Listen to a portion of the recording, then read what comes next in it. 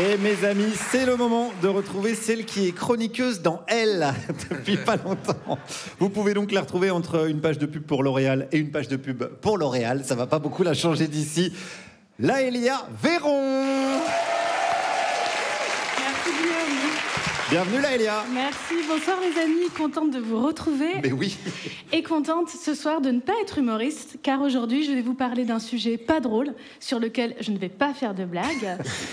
Et oui, c'est mon privilège. Ouais. Ces temps-ci, je suis assez assidûment l'actualité d'un procès, celui des violeurs de Mazan, comme beaucoup de personnes, et en tout cas comme beaucoup de femmes, je crois. N'est-ce pas, Juliette ? Oui, tous les jours. Et toutes les nuits, je fais des cauchemars. Voilà, un peu pareil. Donc ce procès, c'est celui de Dominique Pellicot qui est accusé d'avoir drogué sa femme pour la violer et la livrer à des hommes recrutés sur Internet, et le procès de 50 de ces hommes-là. Je pense que pour les femmes, cette affaire fait écho à nos peurs les plus profondes, celle de ne pouvoir faire confiance à aucun homme, même parmi ceux qui nous sont les plus proches, celle d'être en danger jusque dans son chez-soi, dans son espace domestique. Et ça m'a donné envie de réfléchir avec vous sur ce mot « domestique ». Parce que quand on parle d'espace domestique, concrètement, ça renvoie à quoi pour vous, Juliette ? Tu nous dis ? Mon lit, mes livres, ma table à repasser. Voilà, ça renvoie à l'intime, à ce qui va constituer votre maison, un domus en latin, domestique. L'espace domestique, il a été très vite associé aux femmes et l'extérieur aux hommes. La femme, comme fait domestique, c'est celle qui entretient bien sa maison. Aux femmes, le travail domestique, l'espace privé, aux hommes, le travail salarié, l'espace public. Alors ça vous semble peut-être dépassé, comme bipartition, mais je vous promets, c'est encore très très présent, aussi bien dans notre économie que dans notre rapport à l'espace, et je renvoie aux travaux de la géographe Neftitzer sur ce sujet. Donc l'espace domestique comme espace féminin, c'est un espace ambigu. Parce que certes, il a été dénoncé comme un espace limitant, contraignant, mais il peut être aussi considéré comme un espace familier et protecteur qu'on peut revendiquer, qu'on peut investir comme tel.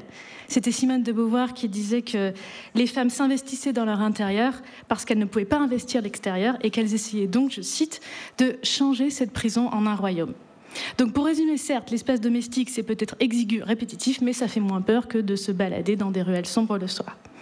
Mais justement, l'affaire des violeurs de Mazan, mais aussi toutes les affaires de viol conjugal, de féminicide par le conjoint, par l'ex, ça fait voler ça en éclats en nous rappelant que le danger risque de venir aussi, et peut-être même surtout, de l'intérieur.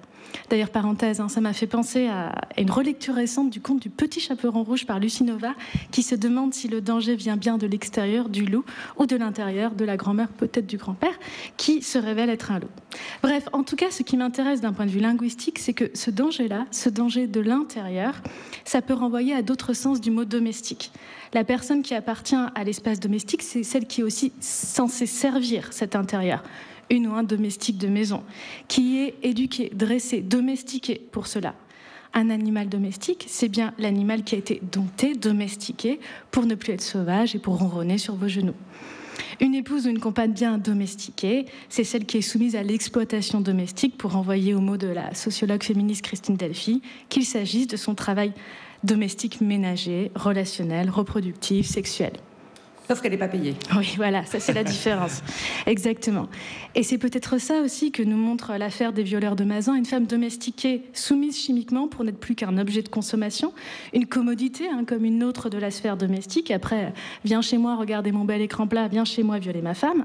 Sauf que l'écran plat, lui, il ne peut pas reprendre conscience, reprendre la parole, se révolter, changer la donne. Une femme, si on la soutient, si on l'écoute, elle le peut. Gisèle Pellicot, avec et après d'autres, elle le fait, et on la remercie toutes pour cela.